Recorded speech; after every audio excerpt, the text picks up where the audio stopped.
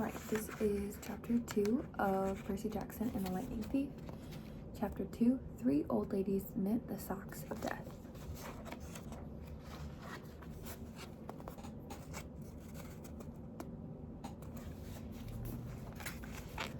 I was used to the occasional weird experience, but usually they were over quickly.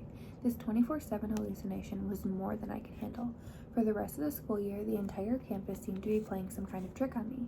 The students acted as if they were completely and totally convinced that Mrs. Kerr, a perky blonde woman whom I'd never seen in my life until she got on our bus at the end of the field trip, had been our pre-algebra teacher since Christmas. Every so often, I would spring a Mrs. Dodds reference on somebody just to see if I could trip them up, but they would stare at me like I was a psycho. It got so...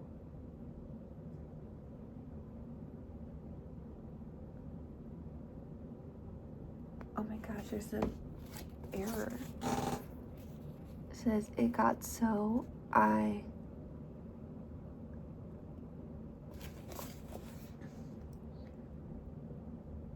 almost believed them. Mrs. Dodds had never existed. Almost. But Grover couldn't fool me. When I mentioned the name Dodds to him, he would hesitate, then claim she didn't exist. But I knew he was lying. Something was going on. Something had happened at the museum. I didn't have much time to think about it during the days, but at night, visions of Mrs. Dodd with talons and leathery wings would wake me up in a cold sweat. The freak weather continued, which didn't help my mood. One night, a thunderstorm blew out the windows in the dorm room. A few days later, the biggest tornado ever spotted in the Hudson Valley touched down only 50 miles from Yancey Academy. One of the current events we studied in social studies class was the unusual number of small planes that had gone down in sudden squalls in the Atlantic that year. I started feeling cranky and irritable most of the time. My grades slipped from D's to F's. I got into more fights with Nancy Bobofit and her friends. I was sent into the hallway in almost every class. Finally, when our English teacher, Mrs. Nicole, asked me for the millionth time why I was too lazy to study for spelling tests, I snapped. I called him an old sod. I wasn't even sure what it meant, but it sounded good. The headmaster sent my mom a letter the following week, making it official. I would not be invited back next year to Yancey Academy. Fine, I told myself, just fine. I was homesick. I wanted to be with my mom in our little apartment on the Upper East Side, even if I had to go to public school and put up with my obnoxious stepfather and his stupid poker parties. And yet, there were things I'd miss at Yancey. The view of the woods out my dorm window, the Hudson River in the distance, the smell of pine trees. I'd miss Grover, who'd been a good friend, even if he was a little strange. I worried how he'd survive next year without me. I'd miss Latin class too, Mr. Brunner's crazy tournament days and his faith that I could do so well. My exam week got closer. Latin was the only test I studied for. I hadn't forgotten what Mr. Brunner had told me about this subject being life and death for me. I wasn't sure why, but I'd started to believe him. The evening before my final, I got so frustrated I threw the Cambridge Guide to Greek Mythology across my dorm room. Words had started swimming off the page, circling my head, the letters doing 180s as if they were riding skateboards. There was no way I was going to remember the difference between Chiron and Charon, or Polydictus and Polydeuces. In conjugating those Latin verbs, forget it. I paced the room feeling like ants were crawling around inside my shirt. I remembered Mr. Brunner's serious expression, his 1,000-year-old eyes. I will accept only the best for me, Percy Jackson. I took a deep breath. I picked up the mythology book. I'd never asked a teacher for help before. Maybe if I talked to Mr. Brunner, he would give me some pointers. At least I could apologize for the big fat F I was about to score on his exam. I didn't want to leave Yancey Academy with him thinking I hadn't tried. I walked downstairs to the faculty offices. Most of them were dark and empty, but Mr. Brunner's door was ajar, light from his window stretching across the hallway floor. I was 3 steps from the door handle when I heard voices inside the office. Mr. Brunner asked a question. A voice that was definitely Grover said, "Worried about Percy, sir." I froze. I'm not usually an eavesdropper, but I dare you to try not listening if you hear your best friend talking about you to an adult. I inched closer. "Alone this summer," Grover was saying. "I mean, kindly, one in the school. Now that we know for sure they know too, we would only make matters worse by rushing him," Mr. Brunner said. "We need the boy to mature more. But he may not have time. The summer solstice deadline will have to be resolved without him, Grover. Let him enjoy his ignorance while he still can." "Sir, he saw her." "His imagination," Mr. Brunner insisted. "The mist over the students and staff will be enough to convince him of that." "Sir, I can't fail in my duties again. Grover's voice was choked with emotion. You know what that would mean. You haven't failed, Grover, Mr. Brunner said kindly. I should have seen her for what she was. Now, let's just worry about keeping Percy alive until next fall. The mythology book dropped out of my hand and hit the floor with a thud. Mr. Brunner was silent. My heart hammering, I picked up the book and backed down the hall. A shadow slid across the lighted glass of Brunner's office door, the shadow of something much taller than my wheelchair-bound teacher, holding something that looked suspiciously like an archer's bow. I opened the nearest door and slipped inside. A few seconds later, I heard a slow clap, clap, clap, like muffled wood blocks, then a sound like an animal snuffling right outside my door. A large, dark shape paused in front of the glass, then moved on. A bead of sweat trickled down my neck. Somewhere in the hallway, Mr. Brunner spoke. Nothing, he murmured. My nerves haven't been right since the winter solstice. Mine neither, Grover said, but I could have sworn. Go back to the dorm, Mr. Brunner told him. You've got a long day of exams tomorrow. Don't remind me. The light went out in Mr. Brunner's office. I waited in the dark for what seemed like forever. Finally, I slipped out into the hallway and made my way back up to my dorm. Grover was lying on his bed studying his Latin exam notes like he'd been there all night. Hey, he said bleary-eyed, you gotta be ready for this test. You going to be ready for this test? I didn't answer. You look awful, he frowned. Is everything okay? Just tired. I turned so he couldn't read my expression and started getting ready for bed. I didn't understand what I'd heard downstairs. I wanted to believe I'd imagined the whole thing, but one thing was clear. Grover and Mr. Brunner were talking about me behind my back. They thought I was in some kind of danger. The next afternoon, as I was leaving the 3-hour Latin exam, my eyes swimming with all the Greek and Roman names I'd misspelled, Mr. Brunner called me back inside. For a moment, I was worried he'd found out about my eavesdropping the night before, but that didn't seem to be the problem. Percy, he said, don't be discouraged about leaving Yancey. It's for the best. His tone was kind, but the words still embarrassed me. Even though he's speaking quietly, the other kids finishing the test could hear. Nancy Bobofit smirked at me and made sarcastic little kissing motions with her lips. I mumbled, okay, sir. Mr. Brunner wheeled his chair back and forth like he wasn't sure what to say. This isn't the right place for you. It's only a matter of time. My eyes stung. Here was my favorite teacher in front of the class telling me I couldn't handle it. After saying he believed in me all year, now he was telling me I was destined to get kicked out. Right, I said, trembling.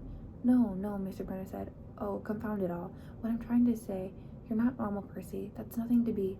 Thanks, I blurted. Thanks a lot, sir, for reminding me. Percy. But I was already gone. On the last day of the term, I shoved my clothes into my suitcase. The other guys were joking around, talking about their vacation plans. One of them was going on a hiking trip to Switzerland. Another was cruising the Caribbean for a month. They were juvenile delinquents like me, but they were rich juvenile delinquents. Their daddies were executives or ambassadors or celebrities. I was a nobody from a family of nobodies. They asked me what I'd be doing this summer, and I told them I was going back to the city. What I didn't tell them was that I'd have to get a summer job walking dogs or selling magazine subscriptions and spend my free time worrying about where I'd go to school in the fall. Oh, one of the guys said, that's cool. And they went back to their conversation as if I never existed. The only person I dreaded saying goodbye to was Grover, but as it turned out, I didn't have to. He'd booked a ticket to Manhattan on the same Greyhound as I had, so there we were, together again, heading into the city. During the whole bus ride, Grover kept glancing nervously down the aisle, watching the other passengers. It occurred to me that he's always acted nervous and fidgety when he left Yancey, as if he expected something bad to happen. Before, I'd always assumed he was worried about getting teased, but there was nobody to tease him in the Greyhound. Finally, I couldn't stand it anymore. I said, looking for the kindly ones. Grover nearly jumped out of his seat. What do you mean? I confessed about eavesdropping on him and Mr. Brunner the night before the exam. Grover's eye twitched. How much did you hear? Oh, not much. What's the summer solstice deadline? He winced. Look, Percy, I was just worried for you, see? Hallucinating about demon math teachers, Grover. And I was telling Mr. Brunner that maybe you were overstressed or something, because there was no such person as Mrs. Dodds. And, Grover, you're a really, really bad liar. His ears turned pink. From his shirt pocket, he fished out a grubby business card. Just take this, okay? In case you need me this summer. The card was in a fancy script, which was murder on my dyslexic eyes, but I finally made out something like Grover Underwood, Keeper, Half-Blood Hill, Long Island, New York. 800-009-0009. What's half? Don't say it out loud, he yelped. That's my, summer address. My heart sank. Grover had a summer home. I'd never considered that his family might be as rich as the other Yeah, others at Yancey. Okay, I said glumly. So, like, if I want to come visit your mansion? He nodded. Or if you need me. Why would I need you? It came out harsher than I meant it to. Grover blushed right down to his Adam's apple. Look, Percy, the truth is, I kind of have to protect you. I stared at him. A year long, I'd gotten in fights, keeping bullies away from him. I'd lost sleep worrying that he'd get beaten up next year without me, and here he was acting like he was the one who defended me. Grover, I said, what exactly are you protecting me from? There was a huge grinding noise under our feet. Black smoke poured from the dashboard, and the whole bus filled with a smell like rotten eggs. The driver cursed and limped the Greyhound over to the side of the highway. After a few minutes clanking around in the engine compartment, the driver announced that we'd all have to get off. Grover and I filed outside with everybody else. We were on a stretch of country road, no place you'd notice if you didn't break down there. On our side of the highway is nothing but maple trees and litter from passing cars. On the other side, across 4 lanes of asphalt, shimmering with afternoon heat, was an old-fashioned fruit stand. The stuff on sale looked really good. Heaping boxes of blood-red cherries and apples, walnuts and apricots, jugs of cider, and a clawfoot tub full of ice. There were no customers, just 3 old ladies sitting in rocking chairs in the shade of a maple tree, knitting the biggest pair of socks I'd ever seen. I mean, these socks were the size of sweaters, but they were clearly socks. The lady on the right knitted one of them, the lady on the left knitted the other. The lady in the middle held an enormous basket of electric blue yarn. All 3 women looked ancient, with pale faces, wrinkled like fruit leather, silver hair tied back in white bandanas, bony arms sticking out of bleached cotton dresses. The weirdest thing was they seemed to be looking right at me. I looked over at Grover to say something about this and saw that the blood had drained from his face. His nose was twitching. Grover, I said, hey man, tell me they're not looking at you. They are, aren't they? Yeah, weird, huh? You think those socks would fit me? Not funny, Percy. Not funny at all.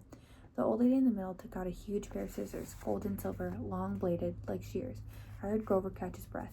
We're getting on the bus, he told me. Come on. What? I said. It's 1,000 degrees in there. Come on. He pried open the door and climbed inside, but I stayed back. Across the road, the old ladies were still watching me. The middle one cut the yarn, and I swear I could hear the snip across 4 lanes of traffic. Her 2 friends balled up the electric blue socks, leaving me wondering who they could possibly be for, Sasquatch or Godzilla. At the rear of the bus, the driver wrenched a big chunk of smoking metal out of the engine compartment. The bus shuddered, and the engine roared back to life. The passengers cheered. Darn right, yelled the driver. He slapped the bus with his hat. Everybody back on board.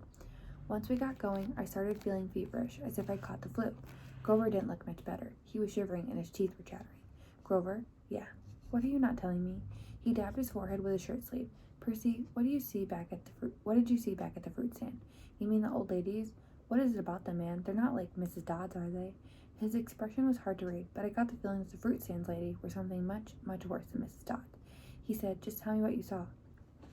The middle one took out her scissors, and she cut the yarn. He closed his eyes and made a gesture with his fingers that might have been crossing himself, but it wasn't. It was something else, something almost older. He said, you saw her snip the cord? Yeah, so? But even as I said it, I knew it was a big deal.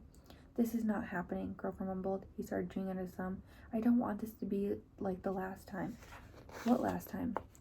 Always 6th grade. They never get past 6. Grover, I said, because he's really starting to scare me. What are you talking about? Let me walk you home from the bus station. Promise me. This seemed like a strange request to me, but I promised he could. Is this like a superstition or something? I asked. No answer. Grover, that snipping of the yarn, does that mean somebody is going to die? He looked at me mournfully, like he'd already picked out the kind of flowers I'd like best on my coffin.